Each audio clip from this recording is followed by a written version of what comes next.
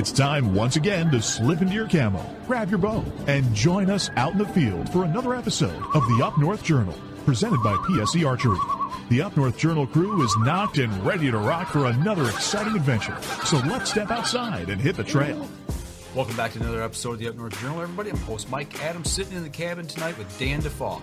Before we get started, we want to help you save some money. That's right, folks. Don't forget to use our promo codes to save that money. And let's start off with buckbaits.com. That's right, the brick and mortar store of Buck Baits down at Sterling Heights, Michigan at 15 and Dodge Park. Go over there. If you're on the website, buckbaits.com, use the promo code UNJ20. That will get you 20% off your order. For those of you who are looking for Easy Cut products, make sure you go to easycutproducts.com. And when you're there, use the UNJ promo code UNJ15 off to save 15% off your order. And let's not forget Lincoln Roan over at packermax.com. It's never too early, never too late to think about the Packer Max. Go on over to packermax.com, use the promo code UNJ25. That'll get you $25 off your order over at Packer Max Outdoors. For those of you looking for some new firearms and firearm products, make sure you go over to the islandarmory.com. While you're there shopping, use the promo code UNJ10 to save 10% off your order there. If you shot that bird of a lifetime and you want it mounted, don't forget Troublesome Creek Taxidermy. We've had them live on the show. We've talked to them. You want to get 10% off your order, go to Facebook, go to troublesome.creek.7, find their website. If you go to our website, UNJ, make sure to click on the button to download the form. You get 10% off over there using the code UNJ10. Looking for that game call, whether it be a squirrel, whether it be goose, duck, deer, make sure you go to JPO Game Calls. Look for them at jpogamecalls.com, and while you're there shopping, use the UNJ10 promo code to save 10% off your order. And Miller Deer Tracking, the man that seems to never sleep during deer season. Get 20% off your next deer tracking using the promo code UNJ20.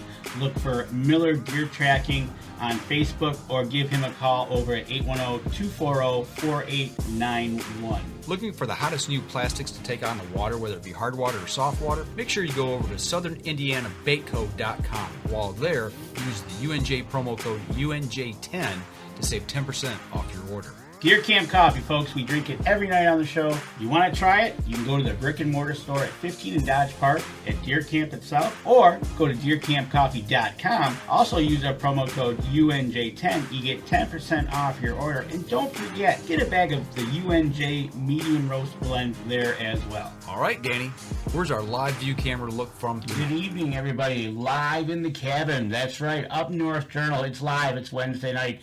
And we are taking a semi-live look. Is that my backyard? Right? It could be a lot of backyard. It is 70 degrees here in Michigan. But we are looking over Lake Chemung, I do believe is how you pronounce it, in Bridgenorth, Ontario. We're going across the border tonight. We are. And there's a purpose of why we're going across the border. That's right, but that did look kind of like my backyard. I think I could float a kayak or a canoe in the backyard tonight. I tell you what, besides the backyard, the streets were, man, it has just been Water City. But it's been nice with 70 degrees. It is nice. You know, it's a little humid, but the weather's changing. I think we're going to start to see leaves on the trees here real soon, and flowers are going to start popping. But I think we just need to go ahead and pop right into the show tonight because we're going across the border. We're going across the border to Ontario, and you met this gentleman at that symposium in East Lansing. That's right. Yep. We've got Kevin Callan, the Happy Camper from Bridgenorth, Ontario. Correct? Yes. All right, I got it right. Okay, Bridgenorth. I keep wanting to say Bridgeport because we got a Bridgeport. We got a Bridgeport just a couple miles up the road. So Kevin, welcome to the show, man. I appreciate you coming on tonight. It's fantastic. Yeah, it was great seeing you at the show. The Lansing Quiet Adventure Symposium, where you have canoes and kayaks, and on the other side you've got a rabbit contest going on. Yeah. What was next door? A legitimate rabbit show? It was a rabbit show, yeah. And it smelled like a rabbit show. Really? Oh, yeah, it was great. It was great. Huge. I remember one year I was going from the airport in the show van, and beside me in the show van was the rabbit judge from the rabbit show. Ah, right? Okay. And so, me being a real idiot, I asked him every single question someone should never ask a rabbit judge. right? I said, well, there's a floppy ear. Do you put it down? You know, or you know, do you eat the rabbits after the and he didn't find me funny, but the shuttle driver, young kid, he was just laughing his buns off. Well, what I would have asked is, why don't you have this show in the hunting expos next door? Yeah, there you go. Because we could have live target range. You could have rabbit hunting right there. Yeah. Yeah. I'm sure that would get you done well, right? Yeah. Did he have a rabbit in his hat or up his sleeve? I asked those questions. I asked him if he had it in his hat. And again, he actually, in his final answer, he kept quiet for the whole thing. He was a very serious man. He had a tuxedo on. And he goes, I go around the world judging rabbits, and I make millions of dollars. What is your plan in life? To have fun and stay in the outdoors as long as possible. That's what I like to do. So, whatever. But yes, welcome to the show. And we got your book here, your 18th book. Actually, this is your 19th, as we discussed. Another Bend in the River. How many bends are there to a river? Quite a bit. It all depends how bad your life is or how exciting your life is. Depends how you judge the bend. Okay. If there's white water, if there's a waterfall ahead, or there's just, you know, nice loon calls and mist, and there's trout around the corner, it all depends. There you go. Okay, so as we get into this book and we talk about your life as are you an extreme canoeist, or are you just a canoeist, or what are you? Well, I'm a fanatic, I would say. Ooh, I mean, I've fanatic. been canoeing since I was 12. My very first canoe trip, my dad would always take me out fishing at, we'd go camping or we'd go to those fly-in fishing lodges. And when I was 12, I had that t-shirt on saying, "Oh no, it's Mr. Bill." So that just shows you how old I am, right? From Saturday Night Live. There you go. That is classic. Oh yeah, it was classy, right? So we were out on this remote lake doing lake trout fishing, trolling in an aluminum boat, and we weren't doing well. So the lodge owner said, "Well, go to the back lakes, and there's an old canoe." So it was a Grumman canoe, which was probably new at the time, whatever. Now it's a archaic, whatever. So we went in and the back lakes, and we just went nuts on brook trout. And I wrote in my journal, because I'm a writer and I'm a geek, and I said, you know, this vessel is a great vessel to get into brook trout fishing. And that's kind of what got me into canoe tripping. I got fanatic with it because, I had no problem with you getting in with a boat and ATVs, whatever, but the idea of getting in the back lakes with a canoe is that you're going to get a lot more brook trout, and you're going to get less people, and if you actually meet someone out there, they're going to be just like you because they just went through hell just like you did on the Portage, right? Right. Getting from one place to the other, I kind of equate it by reading your book like the boundary waters in Minnesota here, where you can go from lake to lake to lake, and even here in Michigan, up in the Upper Peninsula, you can do the same thing. There's lakes everywhere, but even if it's on a river and you got a place like you're talking about whitewater, you don't want to go through it. You got what you call portage. So I'm going to ask that question: portage, portage. Danny says portage, and I said no. I said I think he says it's portage. Well, that's a big debate, right? I will give two answers. One is, if you look at the history of the word, it is a French word. So portage is not French. Portage is French. Okay. And so therefore it's correct. And mind you, I know so many American paddlers, and they say portage. And at the end of the day, I don't really care. It still hurts when you do it. So I don't care how you call it. At the end of the day, if it's a portage or a portage, you're sore when you're done. Well, it's true. And it's also like what the boundary waters, they measure portages by rods or yards, but they also measure it by canoe lengths. Okay. So the old way is a 16-foot canoe. So how many of lengths of those canoes are? That makes more sense to me than actually measuring in any other way, right? I mean, yeah. It does. I mean, I understand why, but I wouldn't. If you told me it was, 50 canoe lengths or whatever, Right. I was like, okay, well, what's the length of the canoe? But I mean, you've explained it now, so I'd have to do the math in my head real quick to kind of get a sense of it. But yeah, it's the language. It may be a little different, but at the end, it's all the same, right? I would love to write a book on canoe culture because I've traveled around a lot, and they all go out for the same reason. But if you go to Maine, they pull canoes up rapids. If you go to New Brunswick, they pull canoes. if you actually go to Algonquin, in central Ontario, they use prospector canoes with a straight shaft beaver tail paddle. If you go to the Boundary Waters, they use a bench shaft paddle. If you go to actually the Western Canada, or even Western United States, they actually use streamlined canoes, not symmetrical canoes. Mm-hmm. So it's not to say like what is right and what is wrong. It's like as long as you're going. And I got to say, I went to the last fall. I went to the Welsh Canoe Symposium in the UK, mm-hmm. and I go there every few years, and go to Scotland and go to England and go paddling with them, and they are just far more experienced than any American and Canadian paddler, like for skill set, because they practice all the time. They're very, very knowledgeable, very skilled, far more than and I've been paddling for years. But what's really interesting is when I was speaking there this last year, the young guy ahead of me, he was talking about a river he did where he did not see anybody for 20 minutes. 20 minutes. 20 minutes. And then I got up on stage and I'm presenting on this river I did for 5 weeks up in far northern Ontario where I didn't see anybody for 5 weeks. Right. I was like, and they can't fathom that. They can't fathom it at all. Wow. Yeah. So it's a different culture, right? So yeah. It is kind of unique to different regions, I guess. Or, there's people we know that do exclusively lakes, or they do exclusively rivers, or they only kayak in northern Michigan. They don't kayak in southern Michigan, and then you get into those discussions about, you'd mentioned about different types of canoes. Well, we're into the kayaking, so it's a different type of kayak, whether it's the beam width or the length or what type of paddle. But we're all going to the same place. Well, even like anglers are doing a lot of sit-on kayaks, which makes a lot of sense, right? Mm-hmm. Casting as opposed to the other kayaks. Or even a lot of canoeists don't fish. I mean, I fish. I mean, my dad would actually come down from heaven and haunt me for the rest of my life if I went across a northern lake and didn't fish it in a canoe. Yeah. Where other people would do that, and they wouldn't even bring a fishing rod, which to me would be a sin. Right. It's just different worlds, right? Right, exactly. And not only did your favorite recipe I find in the book is trout. So you like trout, but I see you were a good little Catholic boy, but you had 3 sisters. How did that work out with you being the youngest? Do any of them canoe with you? It was hell. It was hell.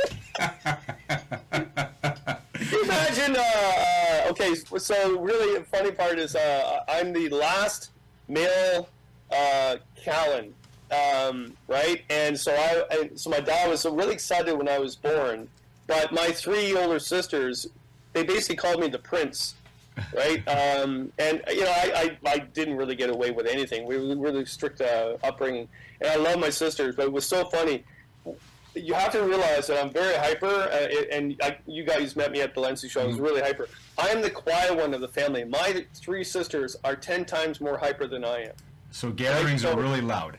Oh, can you imagine at Christmas? It's insane, absolutely insane, right? So, and it was funny writing a memoir because when I wrote it, they're like, "Oh, are we in it?" Yes, it's a memoir. Oh, you're in it. You're part of the family. Oh yeah, and I have to characterize the one sister I'm more close to. She's only 2 years older than I, so we grew up more together than the others.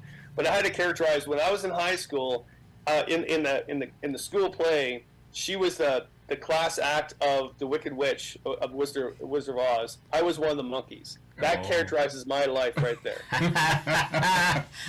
Wow. It sets the tone. That's a nice family dynamic. Oh, man. And now we know why Dad wanted to go fishing, because he needed some quiet time, right? He really did take me away to do all that. I even would say that my dad was a professional boxer, and if you look at me physically, that didn't happen with me. You were right? But I think one of the nicest stories of my life was that I was a really shy kid. I had very bad speech impediment. I stuttered, didn't like people, was really nervous around people.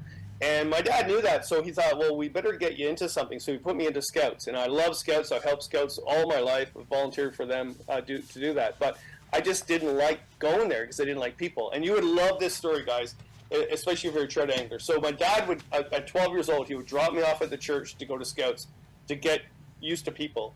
And he would drive off. I never went. I went and got my bamboo fishing rod and a can of worms I stocked behind the church, and I went trout fishing onto some trout stream just down the valley from the church. And when he came to pick me up, he thought I was at the scout meeting. So the story of it, really quick version, is then all of a sudden one day he came home from church, from work. He worked at a factory, and he goes, Kevin, the big scout thing is this weekend, the scout camp. Like, oh yeah, Dad, I forgot. I didn't forget. I didn't know anything about it. Right. So I was starting to pack, and halfway through, I finally had to tell him, like, Dad, I never went. And I thought he was going to be really mad. And he just looked at me. I just loved that moment. He goes, well, I guess you better just do more fishing then. There you go. What's really kind of cool about that whole thing, guys, you imagine this shy little kid, and then all of a sudden I started presenting and writing books. 5 years ago, and this is, I can't make this crap up, this story. 5 years ago, I was on a huge speaking tour because I had a big book out at the time, and I was really busy, and one of the places I was going to was some scout camp, some leadership thing, and I didn't know much about it. I was just driving there, and I was going there, and there was over 1,000 people there, 1,000 scout leaders in a field, and they had bagpipe people bagging in, and I was the lead speaker of the motivational speech. And it was the camp I was supposed to be at when I was 12. There you go. The guy that skipped going to Scout. They finally got him there. Was the lead keynote speaker. Right? Yeah, and to calm down after that, I went trout fishing. There you go. And, we do have a question coming in over the chat. Are your sisters married, and are they quiet men they're married to? Oh, that's a good question. They're all married. No, that's not true. Michelle, that's 2 years older than me, she was married, and no longer. The bugger actually messed around with the marriage counselor. Anyway, that's another story. Yeah, he was an ass. But, right. But no, they're not hyper. The other 2 gentlemen, they're not hyper. They're tolerant. Oh, there you go. So so there you go, folks. It must be, holidays must be an interesting time when they all get together, and the Callans all have a good time, especially from what I hear if the whiskey gets out, right? But we need to come up on our first break. But while we go to the first break, where can people get this book, Another Bend in the River?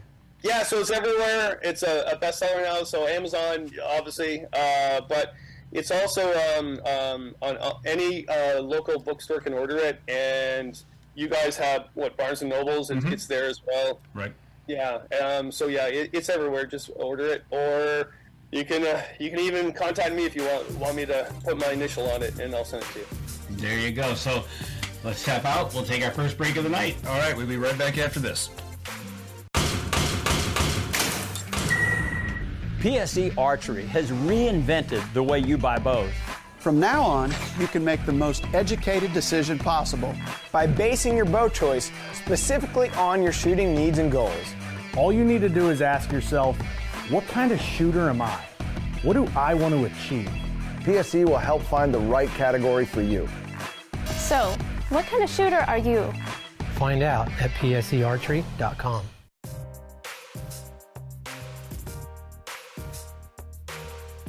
Welcome back. Second segment of the show. Sitting here talking with Kevin Callan, the Happy Camper from Ontario.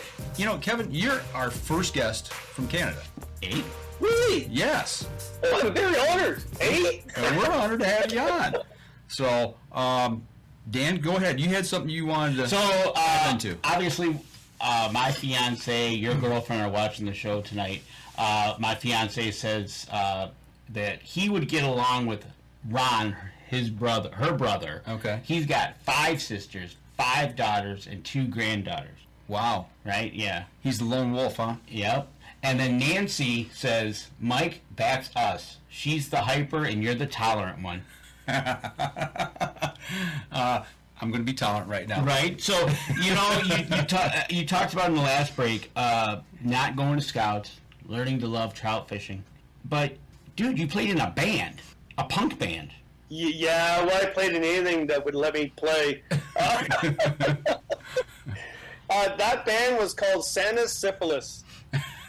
Yeah, sorry about that, but it's a true story. And what happened was we were asked, it was actually 2 female lead singers, dressed in full leather and belts around their the breasts and punked hair, and we were well known in school, and then so the principal asked us to be at the Christmas assembly because of that. She did not know that we were called Santa Slippers, so before we went on, we had to change our name to Brand Muffins, I think it was. Okay. And and the two lead singers, they used to chain me up to the drum set like the Muppet guy. Animal, Like yeah. the drummer. Yeah. Yeah. Nice. So, yeah. Oh, man. What haven't you done?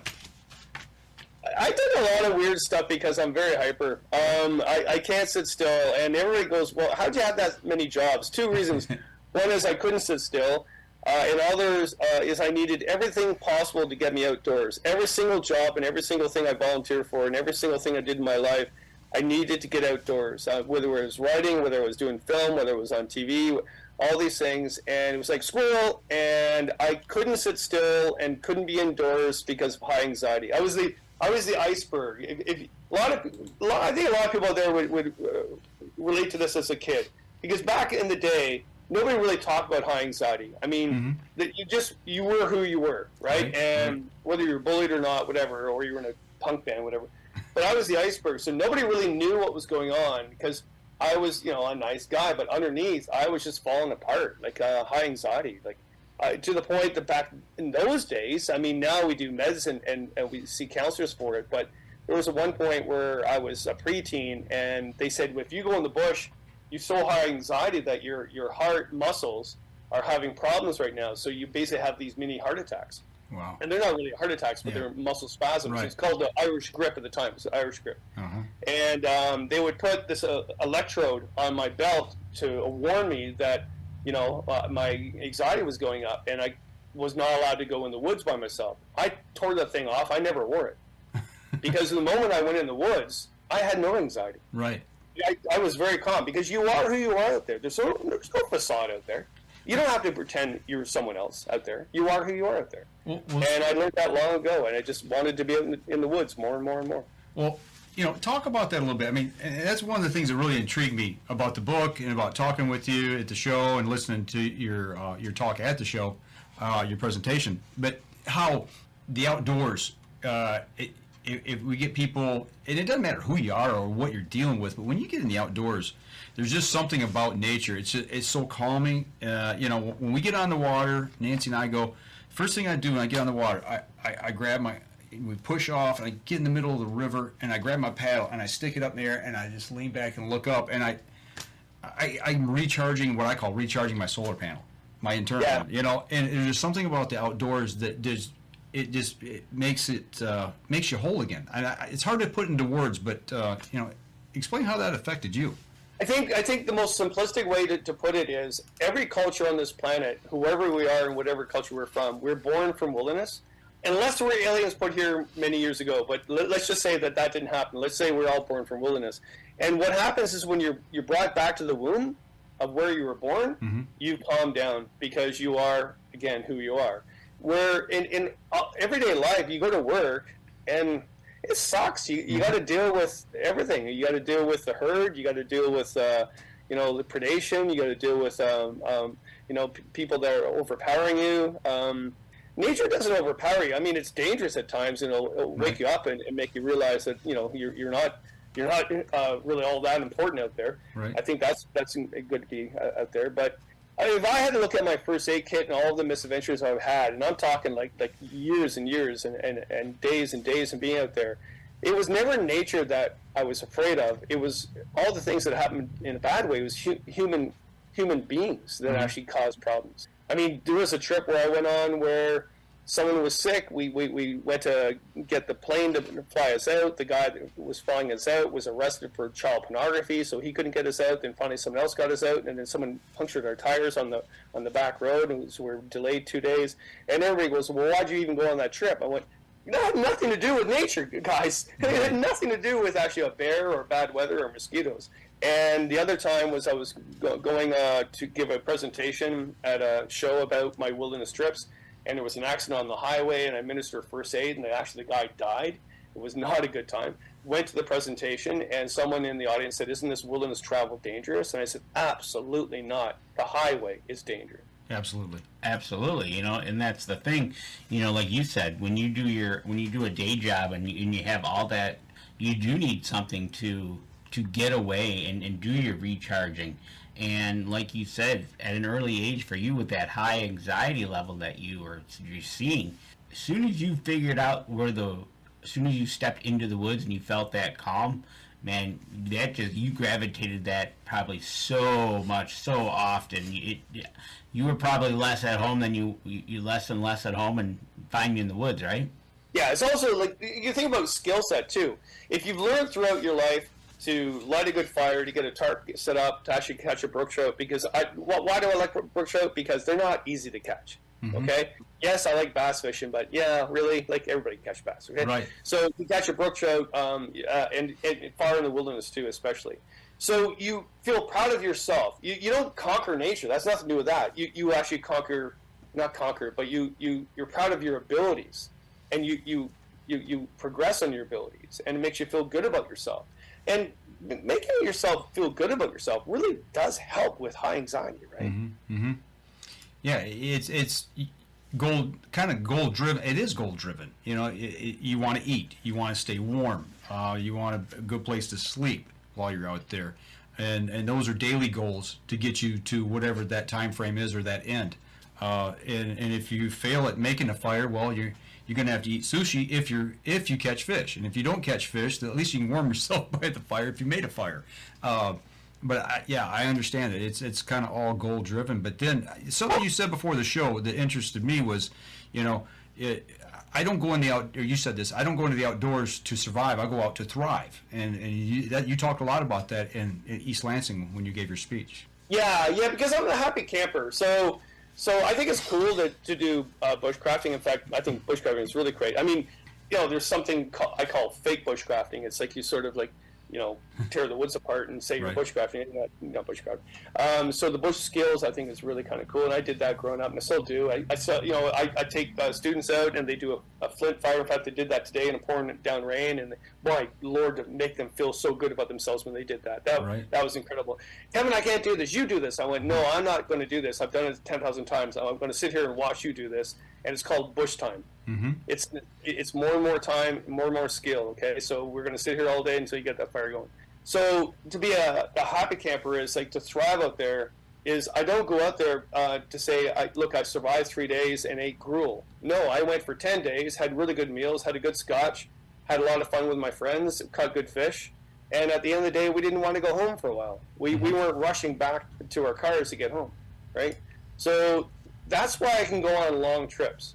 So everybody goes, well, how can you go for a 20-day trip? Well, because if you do a 3-day trip, you think you're going to die the first night. And I would too. My first night, I'm thinking, why am I out here? I have no friends. The bear's going to kill me. By day 5, you haven't died yet. So you're not really worried about the bear anymore because it hasn't killed you. And by day 10, you really don't know it's day 10 because you don't really care if it's day 10. And by day 20, you don't want to go back. Well, yeah, and because it's become your routine lifestyle. Mm-hmm. Whereas back at home, you have a routine lifestyle. You get a coffee in the morning, you go on the highway, you go to work, you come home, have a beer, whatever. But out there, you wake up in the morning, have a coffee, go across the lake, go across the Portage, set up camp, put the tent up, get the fire going. So it's become a routine, and you're very comfortable, and you're, again, thriving, right? You're not surviving. And when my daughter, I've taken her out for years, right? And when she was like 2 years old, we'd be on a 10-day trip, and she'd be giggling in the tent at night. She's not afraid. That's her lifestyle. Right. She doesn't. Yeah, you taught her that, you know, there's no fear there because you showed her the correct way and built that into her. So, you know, that's just passing it on down. I tell you what, let's go ahead. We'll take our second break. We come back. I've got a question I want to lead into about these longer trips, and we'll take off from there. So we're going to step outside, take our next break. We'll be right back after this. PSE Archery has always dominated the speed category. Now, the most revolutionary cam system ever to hit the market has perfected the shooting experience. Introducing PSE's Evolve Cam System, featuring extremely high let-off capabilities and the smoothest draw cycle in history. No other cam system has ever delivered this level of total comfort and total control. Experience PSE. Experience performance. Welcome back. Third segment of the show. And before we went to break, you got something real quick? We're talking to Kevin Callan, and I just want to mention that if anybody wants to order the book, Another Bend in the River, by the Happy Camper's memoir, you can go over to Amazon, the book's there, or you can go to the Happy Camper or KevinCallan.com, and you can scroll there. He's got a website. You can check it out, his road show, and he's got another book there, Once Around Algonquin, now available there. And if you like reading his book but you want to see more of a video, he's got the Casey Happy Camper channel over there on YouTube, so you can go check out some videos that he has over there. And actually, there is a video that he did from the Quiet Adventure Symposium. Okay, I did not know that. There you go. All right, so, well, Kevin, so we've been talking about, how the outdoors recharges us, how, you take these longer trips. One thing that really struck me that you said, and I can't remember if it was at the symposium or in the book, I think it was in the book, you talk about how important your campsite is, picking the right site. Can you go into that a little bit and why it's like, oh, there's a beach over there, well, let's just go over there and set up a tent. Talk about why you put so much thought into picking the right site on the water. Yeah, Sigurd also said it best with the exclamation marks of our trip. Is you'll forget the portage. I mean, at the time you won't. You're like, I hate this one. And you'll forget the lake you cross. You might not forget the river you're on because that's more of a journey, whatever. But you will never, ever forget the perfect campsite you had on that lake. And it's something you always want to go back to because it's your home. It becomes your home. You set up your tent, your campfire. It's become your place, right? It's almost like the first time you bought a house or rented an apartment. Right. It becomes your own, right? Or first time you bought a car, right? I got my green Montego, which, by the way, my friend borrowed and actually messed around with a girl in the back seat in my car before I never did that. That's not a friend, man. Come on. That's not. He's not a friend. You know what? I befriended him after that. Oh, that's good stuff.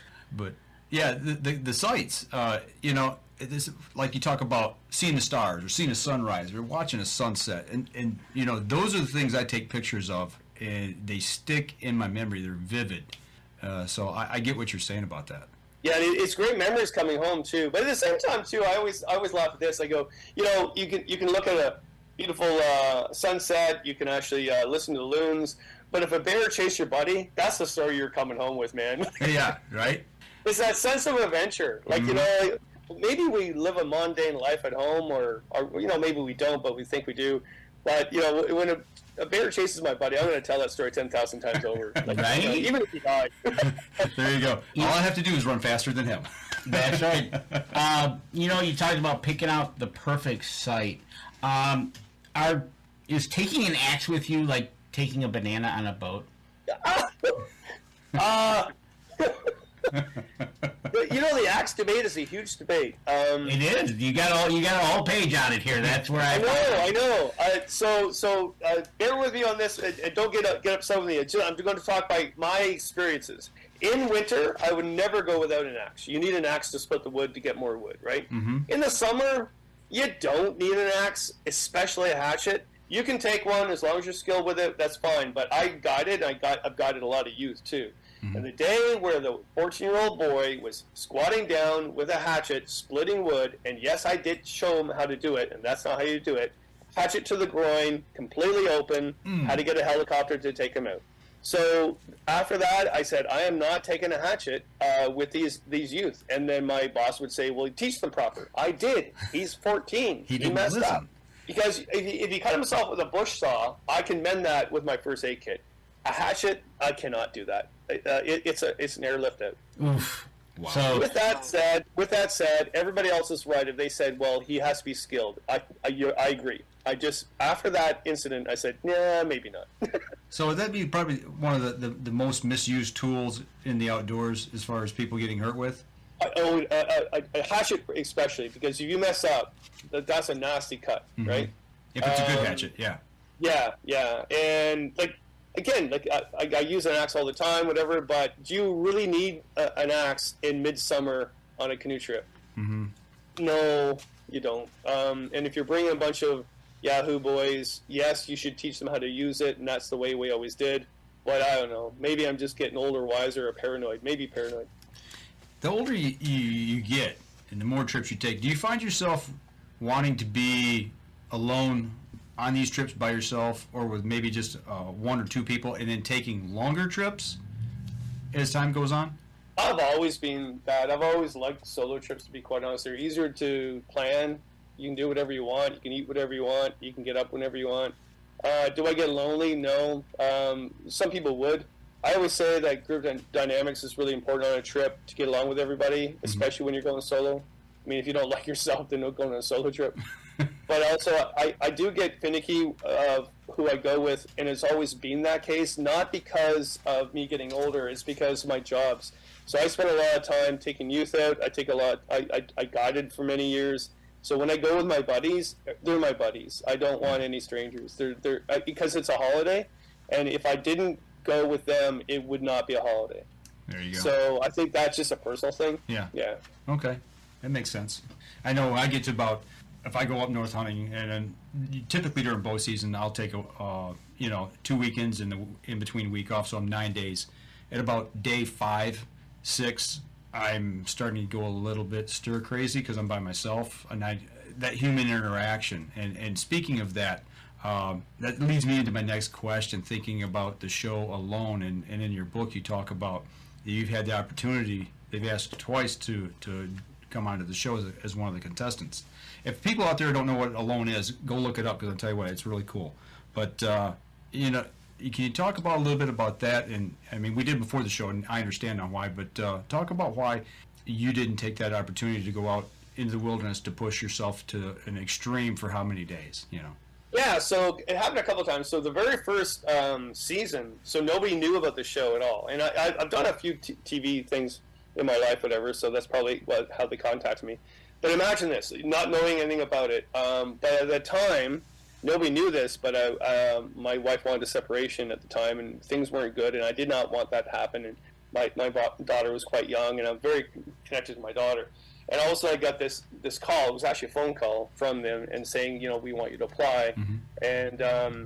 And I said, what is the show? So then I went to an Asian person I knew. The agent did a lot of film in Toronto, and Kip Spidell, a really famous film producer, and he goes, Kevin, this is a big deal. Like, this, it's from the History Channel. Like, this is it. Mm-hmm. If you want to make any type of livelihood, because in the outdoor world, you don't make a lot of money, right? Right. And he goes, you should do this. I went, okay. And he goes, could you do this? I went, right now? Yes, I could, because actually right now, the way my life is going, they'd have to come and get me. When the show's over, they'd have to come and get me. Like, I would have no problem staying out there. Right. But then my daughter found out about it, and again, really young, and she goes, Dad, please don't leave right now. And I said, no problem. But then I answered the show the second time when they asked me again. Of course, at that time, my daughter was older, and she wasn't around as much, and I'm thinking, well, I could do this. Mm-hmm. But then I thought, throughout my life, again, I'm the happy camper. I don't match the show. Right. So I did jokingly say to them, I'll be on your show if my items I could bring would be a camp chair, good food, good scotch, a good sleeping bag. And they're laughing, well, that's not what the show's all about. And I went, well, maybe it should be, because I'm not going to be a part of that. I love the show, just so you know. I love the show. I watch the show all the time, and I know a lot of the people that won it, and a lot of them are friends of mine, right? Mm-hmm. So I'm not knocking it. It's just not me. It never has been. Well, that's the whole point, right? The show, those are specific types of people, and it's not everybody that can do that. It's like, like you just said, you're the happy camper. Bring me my camp chair, mm-hmm. A good scotch. I'll do that alone, right? It was comical, and they laughed at it as well. I mean, they're kind of taken back at it first, but they laughed at it as well. I said, okay, and I go, because my entire life I've created this persona by accident as being the happy camper. Why would I go back and actually be completely opposite? Right. Yeah, be totally out of character. Right.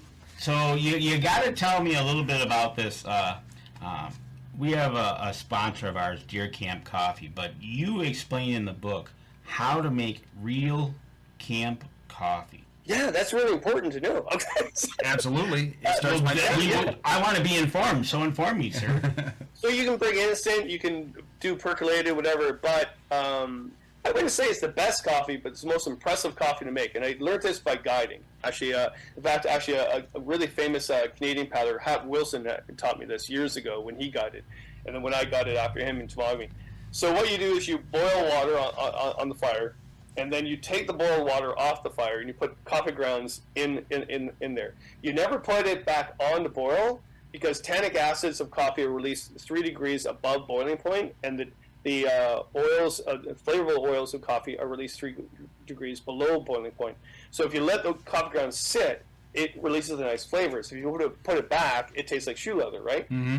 So, but the only problem with that is it's really good coffee, but all these floating grounds are floating around, right? So the best way to settle those grounds just is bang your knife on the side of the pot 3 times or 4 times, and they'll settle. But that's really boring, and you're guiding, and people are paying you money to look impressive. So I would swirl the pot over my head like this and use centrifugal force to push the grounds to the bottom of the pot and tell everybody this. So this boiling water was swirled around my head. And then when they weren't looking, I would bang it 3 times on the side of the pot, right? And they're like, oh, this is great. Now, what was happening, too, at that time is there's always someone on the trip you don't like, but you don't really want to say, especially when you're guiding. So you give them the first cup of coffee, and they think, oh, I didn't think you liked me, but I guess you are because you give me the first cup. Well, that's where all the grounds are floating. So that person's getting all the bad grounds, but they think you're doing this because you like it. And then you would give them the last cup of coffee. Oh, that's great. No, thank you very much, Kevin. Well, it's because all the grounds are floating around there as well. So not only are you really impressing everybody with your skills that really don't exist, it's all facade, you're actually getting back to the person you don't really like on the trip. Well, you also, the way you describe it in the book, it's also a workout, because you're actually doing that. You could be doing that with the pot up and down while doing squats. Oh, the squat thing, yes. That's a UK thing. They do that in Wales, and I always thought they were getting me on by doing this. They were squatting down and up and down. So they do the same thing instead of swirl around. They squat, right? And that just looks silly, but it works. It works. So there you go. That's how you make a real camp coffee. And I'll never take the first cup from you, or the last. Probably might be a good idea. Yeah. So, thanks for the warning, Kevin, because now I know. There you go. Right? And so, you get out there. Like you said, you've done kayak or canoeing all over. And what was the worst weather you've ever encountered? Was it in the cold? Was it in the summer? Was it thunderstorms? Was it a tornado, typhoon, whatever? What was the worst storm that you encountered while in your canoe? Yeah, so right now I would say, in fact, someone asked me this today when I was at the grocery store. They said, what's the most dangerous thing out there? And it is bad weather, because it changes so dramatically now. I mean, look at today. Boom! Like, it's just major, right? And so I remember being in Wabakimi. We were with a film crew, actually, and we were filming Wendell Beckwith's cabin. He was a hermit that lived up there, American, actually. And he believed Pi 3.14 existed up there, and he built these cabins, and he was like, woo! And then he died. But we were out there filming, and so they were filming me out in the lake, and all of a sudden the wind turned, and the sky turned green opposite to the wind. And that means hurricane winds, those twister clouds are coming in, right? And they're all hailing me to the shore because they're like, something's going to happen. So I go to the shore, and we go to make a bush camp to get out of it. And right then, we all had sandals on for some reason, and these red ants were biting our feet, and we're like, ow, ow, ow, ow. So we moved to the next point, and then we made camp there. And then the storm hit, and was one of those, those winds that just take everything down in a swath. Straight line winds. Yeah, so where we were originally was completely devastated. There was nothing left. The trees were completely toppled, everything. Where we had moved, we were fine. So if those red ants didn't bite our feet, we'd be dead. The ant saved his life. Wow. Right? Yeah. That's incredible. They might have knew something was up, too. Right. But, so, yeah, I see that you've done canoeing being in the winter, but you should be dressed properly. Yeah, winter camping, just don't don't go camping for your very first time in the winter, but I love winter camping. I love using a freight toboggan with a hot tent, getting a wood stove going. It's your mini cabin you're hauling behind you. Winter was always the best time to move up north. When I traveled with the Cree and the Ojibwe, winter time was when you moved in the bush and you trapped and hunted. Whereas in the summertime, the bugs were too bad, right? Mm-hmm. So they taught me a lot about that. Taught me a lot about being calm out there. Don't be in a hurry. Again, the happy camper. They taught me all about that. It's like, why are you in a rush out here? So, I just love winter. And I think that's a true Canadian thing. If you live in Canada and you hate winter, why are you even here? Like, we have 4 seasons, and you're lucky to have 4 seasons and not just one. Right. Yeah, that's kind of what it is here in Michigan. You wait 5 minutes and it changes. I mean, truthfully, everybody says, "Oh, the winters that that are so hard." I'm like, you got 3 months of it. Enjoy it while it's here, and then we get out and we do a little snowshoeing and do some hiking, and we've even kayaked in the snow, on the rivers here before they freeze up. So we try to make the most of what time we do have and play in it. I mean, you only go around once, right? That's right. Yeah. Embrace it instead of trying to run away from it. Yeah, exactly. You call yourself the happy camper. I kind of get that talking with you, and you're kind of pretty happy. I noticed your dad was known as the Fighting Shamrock as a boxer. And so the happy camper, did you come up with that, or did somebody look at you and go, you are the happy camper? No, that's a great story. First of all, my dad was, kind of cool question about my dad is like he was a professional boxer and everybody in town knew him. I mean, after that, his boxing, he worked in a factory all his life, whatever. And we're quite proud of him doing that, raising a family and stuff. But everybody knew him, and of course I was that shy kid. But then now I become like, everybody knows me in town, right?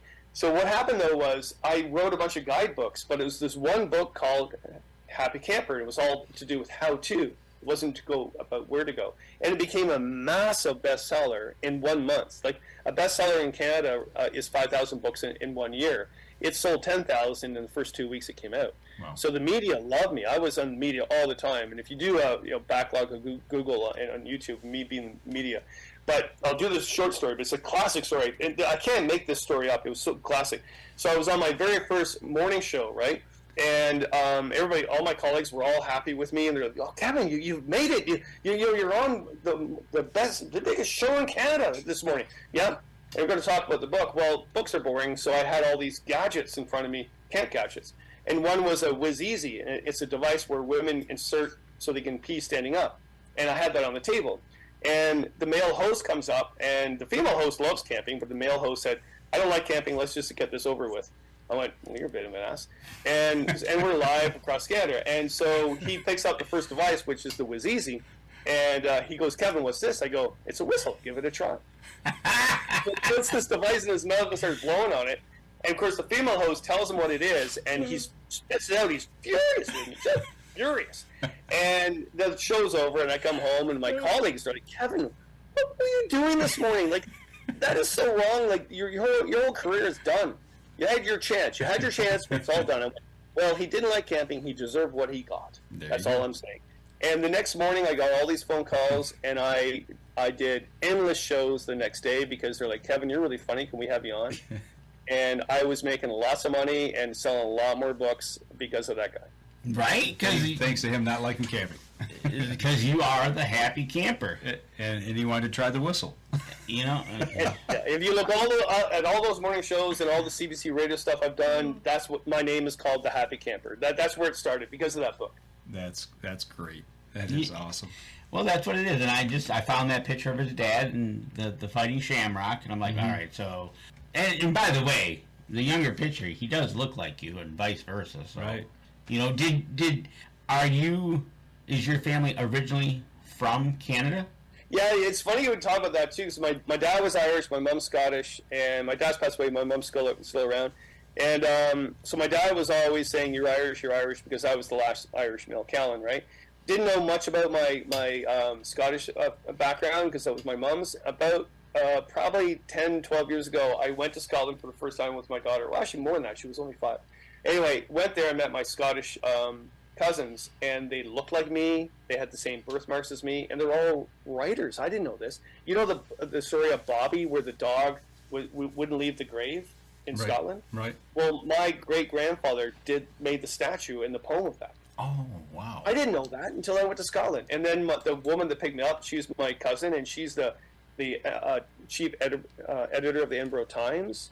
My grandfather was a writer, and I didn't know that until I went to Scotland because, again, it was the Irish thing that was more important. And then I've gone to Scotland, I got to say, more than Ireland because I've got to know all my cousins there. But it was kind of cool to see that the apple doesn't fall too far from the trees. Right? Wow. So, yeah. I mean, just to be a writer and then to find out that the rest of the family are writers too. That's incredible. Yeah. That's and cool. I'm not a boxer. Like, I mean, I love my dad and I'm proud of what he was, but you look at me like that didn't. Right? So I tell you what, we're coming up on our last break. When we come back, we get to turn the tables on you and ask you some questions that we want to ask all our newbie interviewers. All right. So we're going to step outside, take our last break, and we'll be right back after this.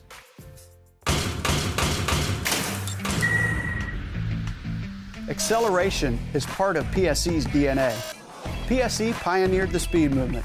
Now they've developed the vapor category to help you find the most powerful bows on the market to fit you. High speed equates to intense power and building the momentum you need to be successful. Are you a vapor shooter? Find out at psearchery.com.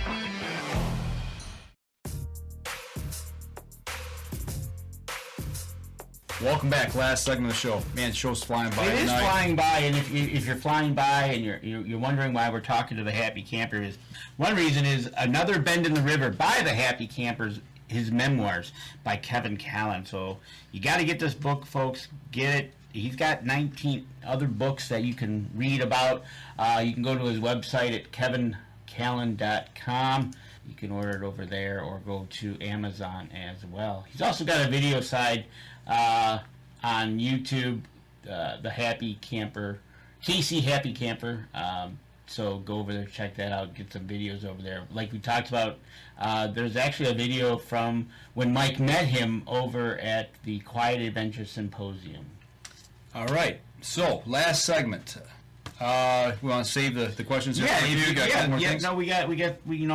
looked at the one thing we didn't ask you is, for the simplest in terms of somebody, we talked, Mike, we've talked before about buying a kayak, but when you buy a canoe, what are some of the things you should be thinking about before you run out and buy one? What's the kind of the checklist? Yeah, it's not that easy because there's so many different designs and stuff. I think the one thing that everybody should know that a lot of people don't know is, like, I prefer the Prospector model. And the reason why I like a Prospector is that Prospectors used it because it's not fantastic for anything, but it's good with everything. So you can actually solo paddle it by sitting in the bow canoe and pointing it the other way because it's symmetrical. Whereas asymmetrical boats are faster in the water, but you can't do them solo. So you need two boats, solo and the other. And the other is that it's got good payload. It's good in big water and that sort of thing. It's okay in rapids. But here's what really you should know about. There's a whole bunch of companies out there that sell a Prospector. Well, they all came from the original Prospector, but they cannot have the original Prospector because when a company actually makes their own Prospector, they have to change it to make it their own. So when someone says, well, this is a Prospector canoe, well, look into what the design is. And I won't go into certain companies, but I do know some companies have a poor Prospector with a low payload, low to the water, and others are far better. And yet the companies will say, no, this is a Prospector. Well, no, it's not the original chestnut design, that sort of thing. Also, what can you afford? Should you maybe rent for a few years? Because they're really expensive. The other thing about people that will tell you, well, it has to have 3 keels, or at least 1 keel. That's old time. Like, the keels were always put in a canoe to keep things straight, right? Especially a 3-keel canoe, which my first canoe had 3 keels. But now, if they're streamlined and pointy, that is the keel. You don't need a keel in the boat anymore. And yes, traditional people will argue with me about that, but That's fantastic. Go in your 3-keeled or your keeled canoe. I have 2 of them in my backyard. I have 12 boats, right? I collect them all. I'm a fanatic. But in the new boats now, you really don't need a keel if it's designed to be streamlined. The other is what's called tumble home. Tumble home is when the boat is kind of shaped like this, and it's really important to know what's initial stability and second stability. So if you go out in a boat and you feel really comfortable and stable in the boat when you first go out, it's not a good canoe. It might feel like a good canoe, but if you get in really bad water, that water is going to come in. But if you're in a boat that has second stability, you're like, oh, feels really tippy. It's really tippy. That's because it has good tumble home and also has a homemade keel into the boat. So when you start going, you're very stable. So it's called second stability, and then you'll go a lot quicker than if you're in initial stability. You'll feel better here's a good example, Sports Bell. You guys know Sports Bell canoes, right? They're great boats. I'm not knocking them. And you feel great when you go in them. You get in rough water. That thing's not a good boat to be in. Right. However, I got to say, if you can afford one, I would use a Sports Bell. There's nothing wrong with them. Well, looking at the type of canoe, paddle-wise, and I know there's different shapes, there's different lengths, there's different shaft, bent, straight. I mean, there's just all kinds. So if somebody is getting their first boat or their first canoe, where do you start with a paddle? Yeah, it all depends what you want to do. Like in your area, you've got bench shaft paddles. Where I am, we don't generally use bench shaft. We use what's called beaver tail, or when I'm doing solo, we do an extended otter tail. Bench shaft is a good blade if you're in a hurry. It pushes a lot more water, whereas the straight shaft isn't. It's more finesse. Mm-hmm. I know if you go to the boundary waters, there's more water than portages, so bench shaft makes more sense. In Algonquin, you're portaging more and doing small creeks, so that. But it doesn't really matter about that. I think what's really important is you know about how a blade works. If you go to an outdoor store and they have a bin of blades, so whatever it's a bench shaft or a straight shaft, and it's a wide blade and it's on sale, you got to realize that yes, that will push a lot of surface water, and that's great. If I'm doing whitewater, I'll want that blade because I want to push a lot of water really quickly to get around the rock, right? Mm-hmm. But if I'm paddling all day and I'm pushing surface water, I don't want that. I want a beaver tail, which is basically the blade is more in the water, and so that what it's doing is pushing the water under the surface and less friction on your wrists and your arms. So if you see those blades and they're on sale, that's why they're on sale. Nobody's buying them. Right. Yeah. Right? They want to get rid of them because nobody's buying them, because when you use them, it's pretty tough. Yeah. We've talked about canoes. Have you ever made your own canoe? I tried. Tried. The Bear Mountain Boats, actually, there's a company that actually is well known across North America for making boats. He was my neighbor, and I was in my backyard trying to fix this old Peterborough canoe, and yeah, he would do the Wilson over the fence and just shake his head. Yeah, it's still there. It's not finished yet. Okay. Oh, it's a work in progress, is what you're saying. Yeah. Well, speaking of different types of canoes, different types of paddles, obviously, I mean, I know the answer to this, but I want to get it out there. Where would one go to, see maybe the history of canoes, or see the history of different types of canoes? There is a museum, right? Yeah, just literally 12 minutes down the road from me. So the Peterborough Canoe Museum, so that was it's about an hour and a half north of Toronto, and that is the place. It's the history of the modern day canoe, and they now got a new property, and it's going to be opened up in August, which is literally down the road from where they were, but they're going to be on the water now. Okay. So they have a brand new museum that's going to be opened up in mid-August. And I got to say, it's one of those things. If I lived in Niagara Falls, I probably would not promote Niagara Falls. It's like, why would you go there? Blah, blah, blah. But I got to say, I live right beside the Canoe Museum. You need to go to the Canoe Museum. That's cool. So, yeah, it's phenomenal. I know a lot of Americans, they do that. They actually go to the Canoe Museum, and then they go canoeing afterwards. Because you think about where I'm from, you've got the Kawartha Highlands, which is right up the road. It's a park that you can go in. But just 40 minutes from me, you've got Algonquin. Another hour, you got Killarney. Another hour and a half, you got Temagami.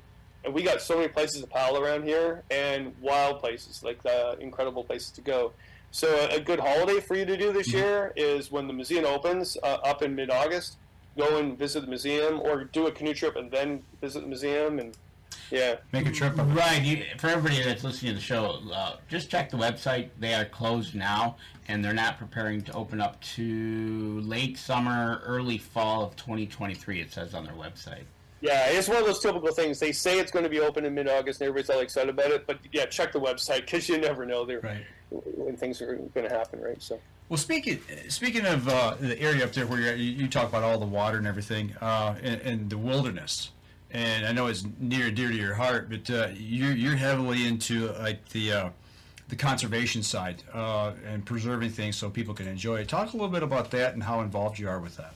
Yeah, well, it all started with when I started off, I thought, I'm really hyper, so I got to choose one thing.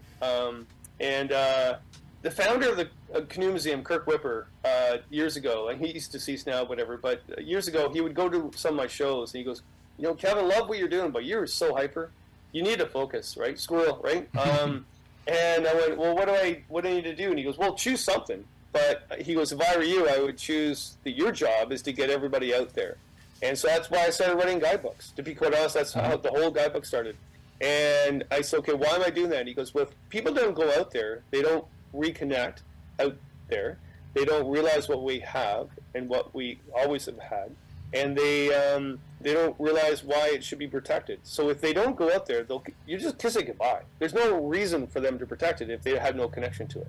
Right. It's like why be in love with your wife if you don't know your wife, right? Right. Or your not your wife, but your partner. Doesn't matter. Right.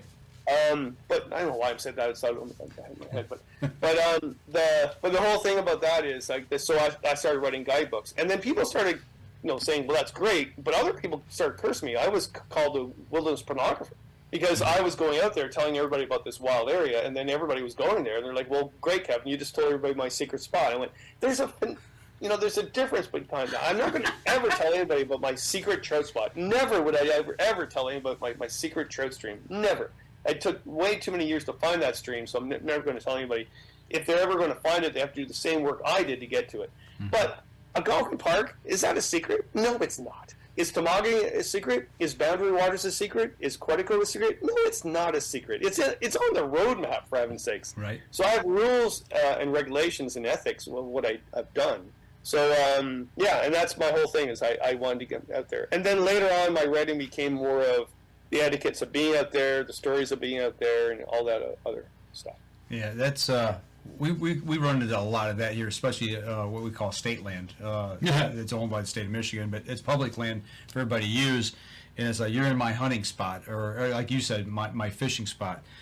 My fishing spot, go-to spots on lake. I'm not going to tell you. It's old ancient Indian. Oh yeah, yeah. So we have Crown land. So what you guys have too, we have Crown land. And right now, during the pandemic, the parks were so busy that people want to know where Crown land was.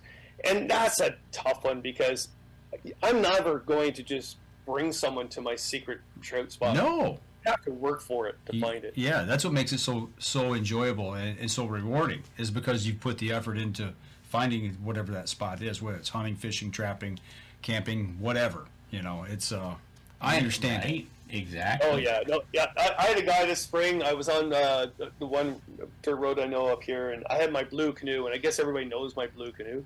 And I have a blue canoe because Tom Thompson said, the lake trout won't see you if you patrol over it, right? Right. But but he was following me on the road, and I finally stopped, and I was like, hey, can I help you? You're lost? He goes, no, just following where you're going, Kevin.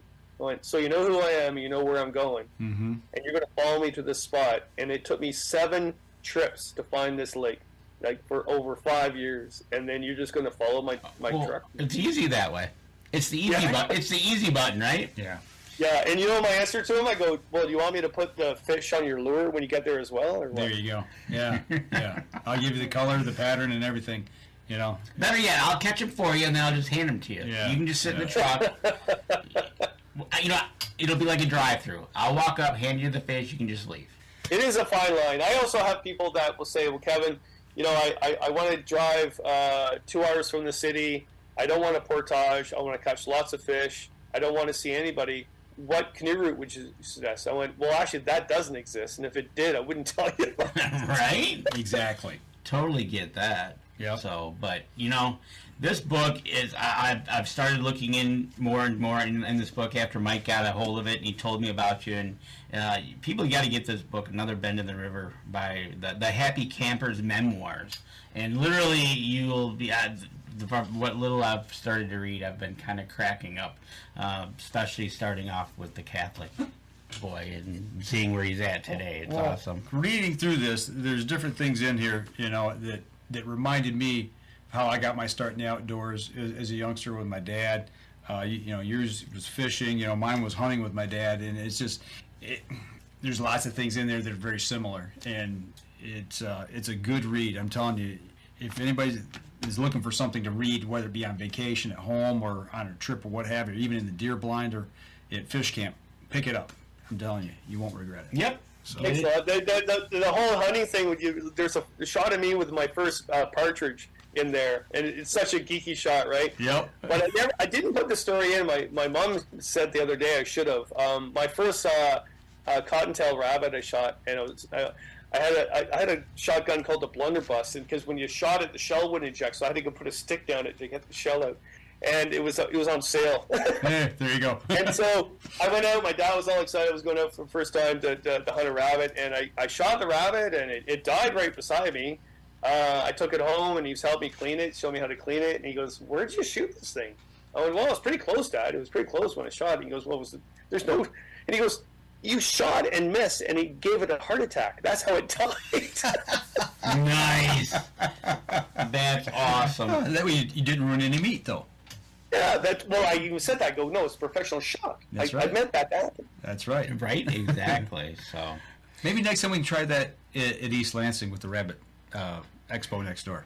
Don't put that in my head. That'd be hilarious. Oh, well, I'll tell you what. You guys get one phone call from jail. Yeah, so. There you go. Yeah, we don't want to do that there. So we come to the point in the show where we've got a few questions, just fun questions we like to ask all the people who are on first time on the show. So, Danny, I'm going to let you do the honors. All right, newbie interviewee. Obviously, you've traveled around. I think you're finishing up show season, and you do a lot of traveling. We've seen the videos on YouTube. So, as you're traveling, what are you listening to on the radio? What's your go-to listening to when traveling all over? That's crazy, but it's either a podcast or John Denver. Good choice, John Denver. Right? It's funny you mentioned that because first time I went to the Rockies, the only time I've been to the Rockies, I finally understood what he was singing about with Rocky Mountain High. It is simply incredible. It was spiritual almost. So I grew up listening to him, and my daughter reminded me the other day. So she's 18 going on 19. She's at university, and she calls me up at midnight because I think something is wrong. I said, "Are you okay?" And she goes, "Dad, it's exam time, whatever." And I've been listening to John Denver all week. Why? I went, "Well, you high or something? What's going on?" And she goes, "Oh no, I'm not high." I went, "Okay." And I go, "Well, when you were a baby, I used to soothe you by listening to John Denver, and I think that's clicking in right now." Right? Yeah. It's a calm, right? So yeah. Okay, so you're listening to John Denver. You're moving along the highway, or you're heading up, going to go canoeing somewhere. What is your go-to snack that you have in the vehicle? Oh, grilled cheese sandwich. I like it. Like cold, like just in a paper bag. That's kind of weird. Yeah, but you know why my dad always had a cheese sandwich? Because you're never going to get food poisoning if you have that, Kevin. True. There you go. See, look at that. Smart man. Interesting. Worst thing ever is to get food poisoning when you're on a road trip and you're doing presentations on the stage. You don't want to throw up or poop. No, you don't. Not good. All right, so Mike and Dan have made the trip up to your home there, and you're going to cook us a meal that you said you guys have got to have this. Now, it can't be trout, because I know that's in the book, so we're not going to let you use that recipe. But what would be the go-to meal that you would cook Mike and Dan when we were at your place? I would get a lake trout and then get walleye fillets, put it inside the lake trout, put onion, lemon, garlic, and then sew up the lake trout. And then in the backyard, I'd bake it, and that's what we'd have. Man, you know, we got to get a new question, because every time we ask this question, I wind up hungry. I know, right? And then I go through the kitchen and try to find something after the show. Okay, got 2 more questions left. I'm throwing this one in because we've discussed it. We're gonna sit around the campfire. We're gonna have a beverage. I was gonna ask that question, man. That's weird. Oh, right. Great minds think alike. All right, give me your best whiskey that you would say this is the one. That's a tough one, because I actually collect whiskey, but Balvenie 12-year-old wood.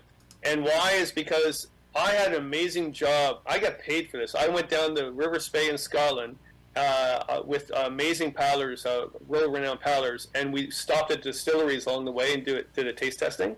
And of all the distilleries who I got to know, not only did I like their whiskey, but they were very ethical people, the Balvenie. And because it's true Scottish whiskey, because there's a lot of things going on with the whole distilleries now, and they're keeping to the roots, right? So that's pretty good. And I got to say, I'm going to tell you guys this story because I think a lot of your listeners would love this story. So when I finished that trip, that company came into our campsite for the last night, and they did a big whiskey demo from moonshine to actually one whiskey that was 29 years old. It was amazing. So they gave me a bottle of whiskey of their 29-year-old recipe. It was a $1,000 bottle. They actually gave it to me.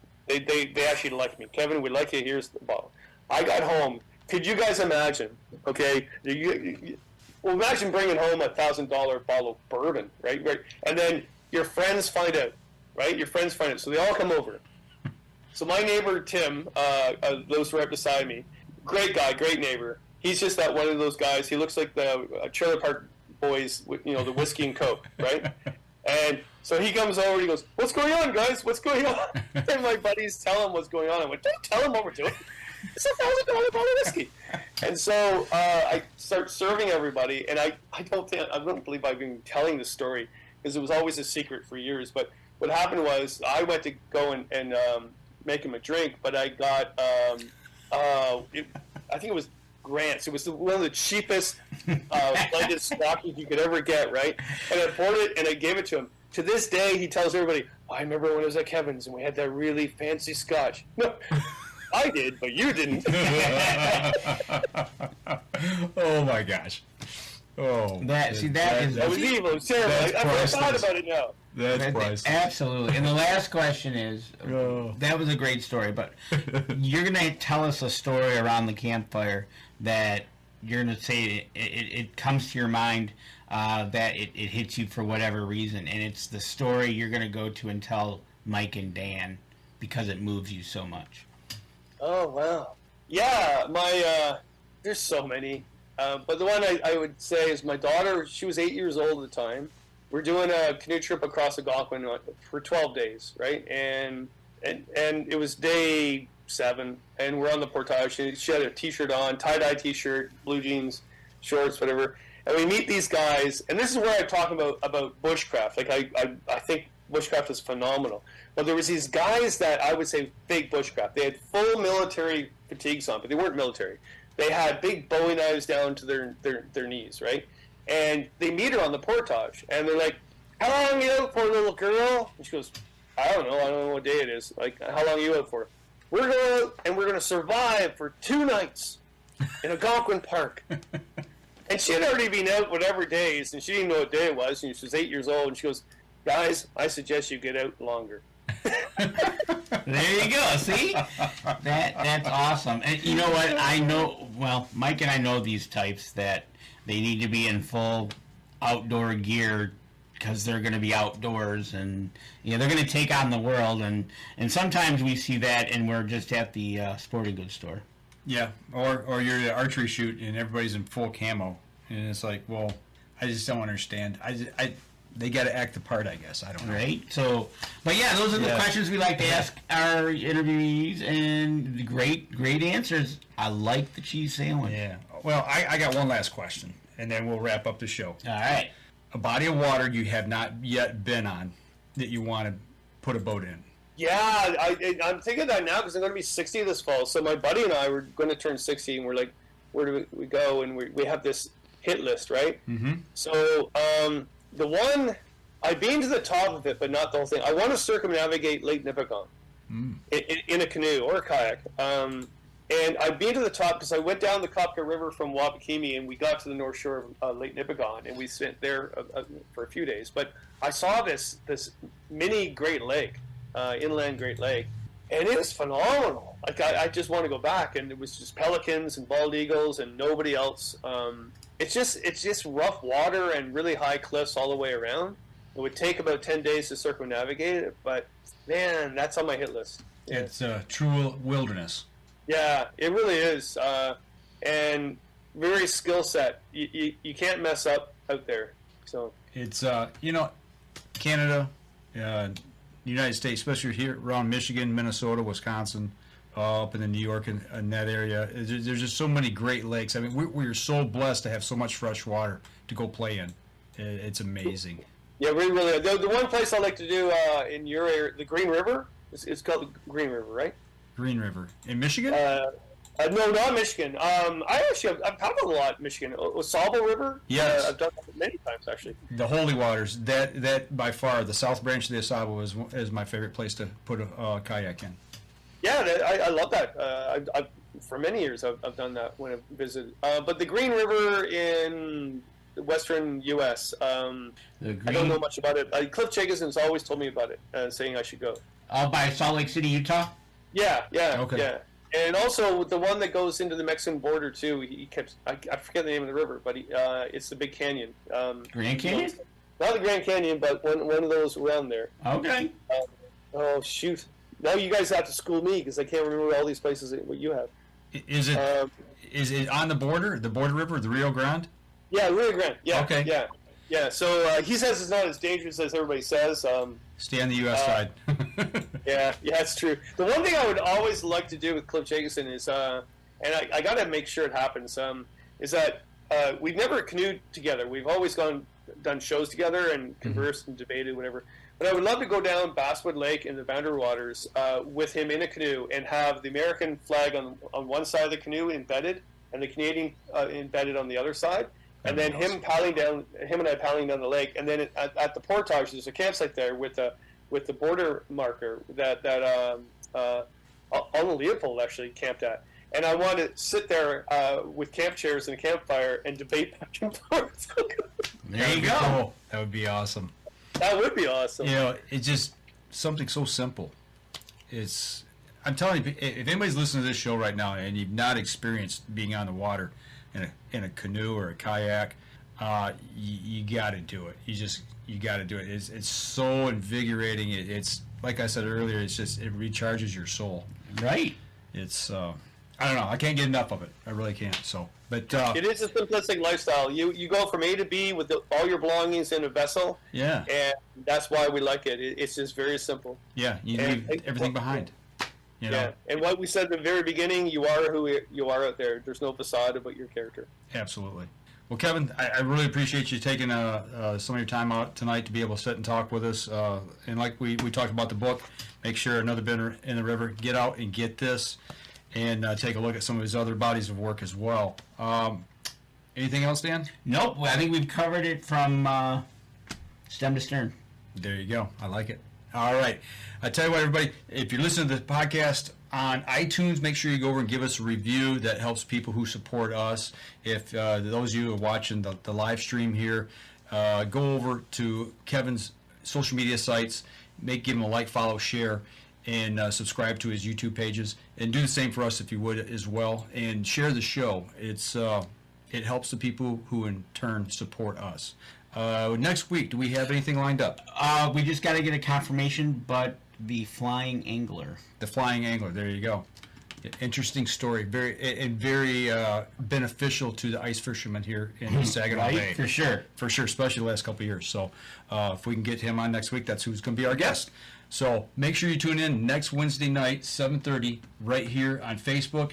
And hopefully we will have that confirmation, and we will have the flying angler on. Kevin, thanks once again, and that'll do it for us this week, folks. Y'all take care, and we'll see you again next week. This episode was brought to you by PSE Archery, Deer Camp Coffee, Buck Baits, JPO Game Calls, The Island Armory, Hacker Max, Sunrise Archery, and C3 Better the Hunt Technology. Thanks for listening, and join us again here next week. Until then, remember, as we always like to say, if you're out on the water or in the woods, shoot straight and be safe until next week on the Up North Journal.